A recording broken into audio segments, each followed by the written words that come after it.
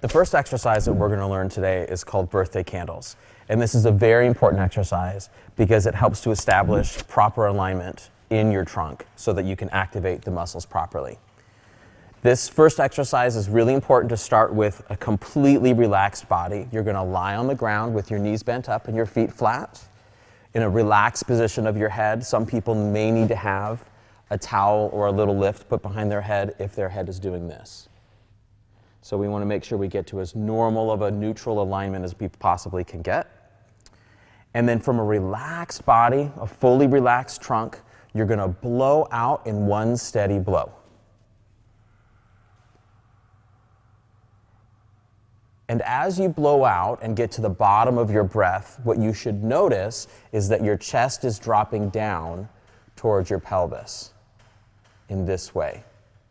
And that's exactly correct. That means that you've let go of your body enough and you're not holding on with any extra tension.